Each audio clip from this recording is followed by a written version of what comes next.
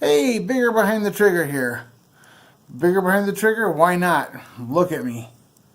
Anyway, I'm at the range a couple weeks ago with my buddy Matt. I brought my 1911 out. I got a Para Ordnance Expert. You know, it's not that expensive. It's about a $550, $600 gun. And I went and was having a good old time shooting it. And down towards the end of the day, I was shooting, and I got a stovepipe. I'm thinking, well, that's a first, because the first time that's ever happened to me. I mean, that thing would eat any ammo. I could put any ammo and it would shoot it. So I'm like, okay, no problem. And it was at the last round of the magazine, so I'm thinking, okay, maybe it's a magazine. So I went and stuck a new magazine in, fired, boom, stovepipe again. I'm thinking, well, what the heck? It's like, I don't want to start having problems with my guns. Because I've had about maybe, I don't know, roughly 20 1911s in the last 27 years I've been shooting. And reloading. So anyway, I went and took it apart and pulled the spring out to take a look at the spring. And I ended up with this. Look at that nice little curve going in there. The curve was a lot worse. I tried to bend it back so I could continue shooting. But the gun had a mind of its own. It wasn't going to shoot. So I'm like, okay, well, that's the end of that. So I was like, okay, what do I need to do? And I just so happened to be looking on YouTube, and I see Loads of Bacon, and he's doing a video on 1911s on the recoil springs. So I'm thinking, hey, you know what? I'm going to go order a new recoil spring. And, to top it off, I think I'm going to order a guide rod. So I ended up ordering a flat wire guide rod and a flat wire recoil spring. Well, today, look what I got. I got my stuff from Brownells. Inside this big, huge bag are these two small things. You could mail a human head in this bag. It's so big. Just for this. Go figure. Anyway, so what I received was from Wolf Spring Company. I got a 5-inch, one-piece guide rod. Made out of stainless steel. Really nice. And then I ordered a full 5-inch, 17-pound flat wire spring. Now these flat wire springs are really nice.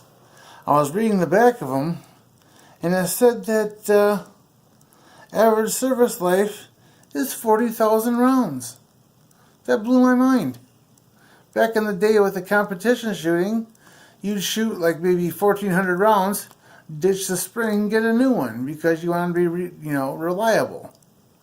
And also with defense, because I carried a 45 for defense, and if you had a problem with your gun in a defense situation, you ended up with more holes in you. You don't want that. So anyway, let me take them out of the bag here. We'll start with this guide rod. This guide rod, she's a beauty. Not only does it come with the guide rod and the bushing, but also has a pin to help with disassembly. I don't use those. I've had several firearms with guide rods. The 2-piece guide rods are a pain in the butt. The 1-piece are great because you have to have a wrench to get them apart. Anyway, so I got it, and I'm happy. So anyway, I went and also ordered this lovely flat wire guide or recoil spring. Now, if you notice the difference here, this here is round. Crazy. And for some reason, they're always open-ended. Well, the one that I got from Wolf Springs, if you look, let me back it up a little bit, it's flat. Nice flat spring made from flat stock.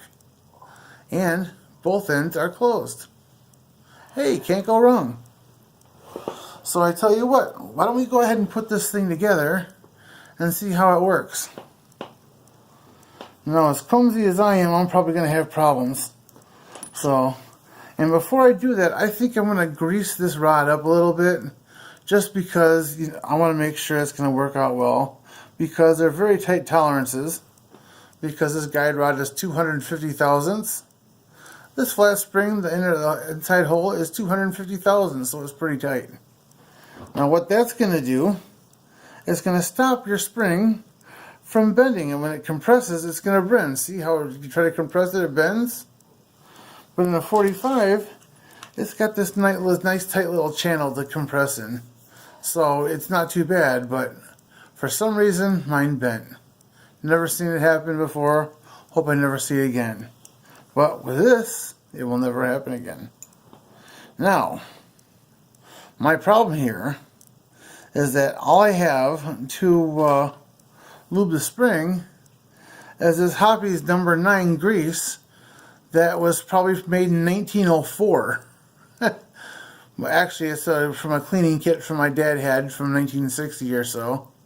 And it just sat in the gun cleaning kit or whatever. So I'm going to give this a try. Do I trust it? Absolutely not. But gotta try it. Gotta do something. So what I'm going to do is just take a little bit here, put on my finger, if I can, and we're going to go take and smear it on this guide rod here, just to get a good coating of it on there, because the spring is going to be making, it's going to be going back and forth on this rod. Wipe the excess off. Okay, now I got to move the camera down because I'm not one of those big budget YouTubers. So hold on for just one moment here while I move the camera. See, is that going to be good? Alright, there we go. So, I've got my barrel in here. And let's go ahead and install this. This is all drop-in. There's no modifications to anything. It just drops right in. Now, normally I use a shock buffer, but I ran out of them. So, and that's usually the case because I always run out of the things I need. So, here we go. Well, the only thing guys don't run out of is condoms. Anyway, I'm going to go ahead and slide this thing in here. And now we're running a series 80 frame, so it's going to have the famous frying pin block. So I've got to push this, ouch, this retainer deal in.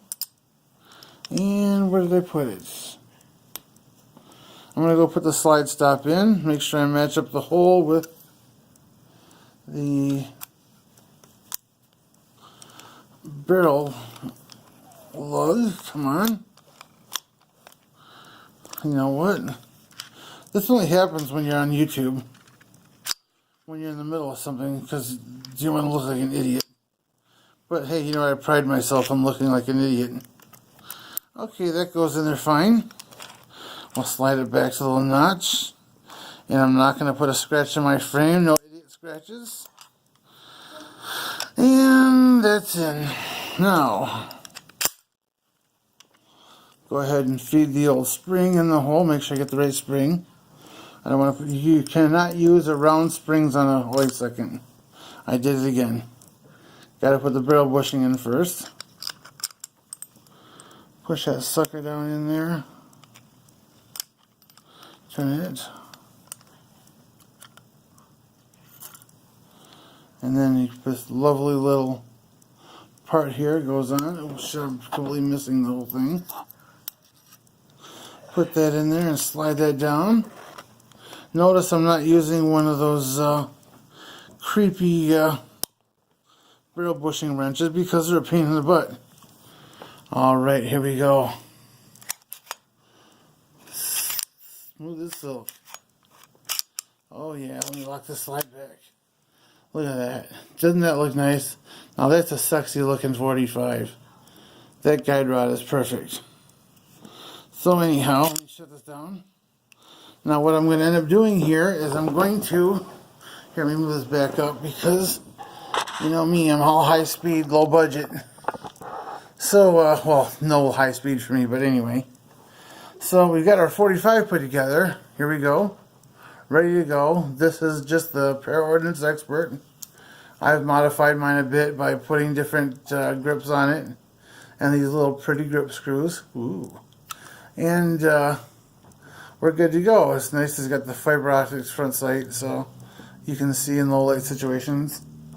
Anyhow, yep, now we have all these leftover parts. Now I do have a recoil spring from, I think it was a Springfield Army that I had a few years back, and I got an extra guide rod spring for it, or recoil spring for it. So what I'm going to do is I'm going to go to the range, and we're going to test it out and see how it works. I'm going to have to do that a separate trip because I am not a member of the range.